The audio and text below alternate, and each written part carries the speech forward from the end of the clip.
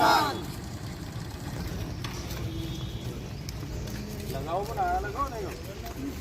જય જવાન જય કિસાન. જય જવાન જય કિસાન. જય જવાન જય કિસાન. જય જવાન જય કિસાન.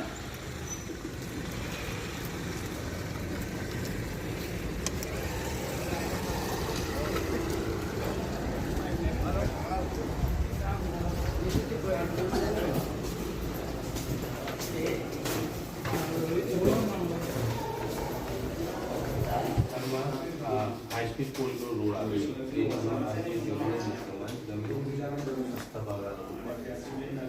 તાત્કાલિક ધોરણે શું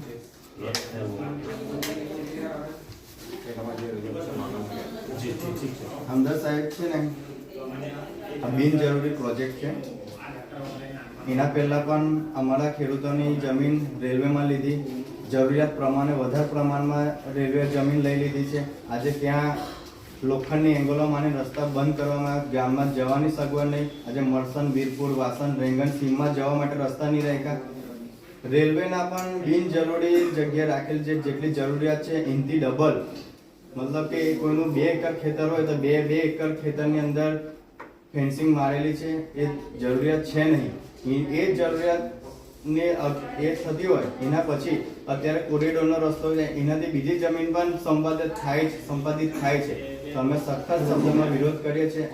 આ નિરાકરણ, આ બીજું અમારું આવેદનપત્ર છે. જો આવનારા સમયમાં આવેદનપત્રનો પણ કોઈ એ નહીં થાય તો મોટી સંખ્યામાં મળસનથી વીરપુરની વચ્ચે રેલવે ટ્રેક પર અમે લોકો આંદોલન ધરણા કરવાના છે.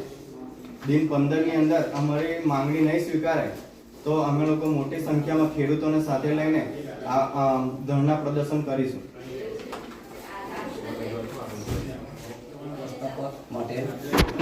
અવર જવર માટે રેલવે આપ્યું છે.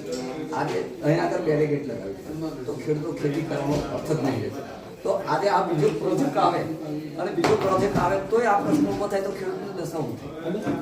આજે નવી જંત્રી સરકાર બહાર પાડતી નથી. જે જૂની જંત્રી છે 35 લીખે તો એકના 20 રૂપિયા, એકને તો ડબલ થાય તો ખેડૂતને મળે ને. આજે 10-11 લાખની અંદર જમીન મળતી નહીં.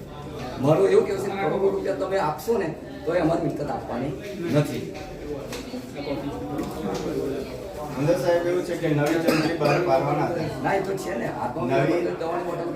નવી જંત્રી બહાર પાડવાના હતા. આજથી 6 મહિનાથી એ વાત ચાલતી હોય છે. પણ કેટલાક ઉદ્યોગપતિને કેટલાક કોન્ટ્રાક્ટરો જે છે એમની વાત રાખીને આજે નવી જંત્રીને રદ કરીને જૂની જંત્રી પર પ્રક્રિયા ચાલુ રાખેલ છે. તે પણ અમે શબ્દોમાં વખોડીએ છીએ. અને કોઈ પણ નવી જંત્રીના પૈસા ચૂકવવા જોઈએ ખેડૂતોને. અને આ કરોડો રૂપિયા આપશો તો પણ અમે આ જમીન નહીં આપવાના. મરવા તૈયાર છે પણ જમીન આપવા તૈયાર છે નથી. કારણ કે ખેડૂતો બિન ખેતી લાયક થઈ જાય છે. એમના આધાર જ ખેતી છે પણ ખેતી રહેતી નથી. એના માટે અમે ખેતી આપવાના નથી.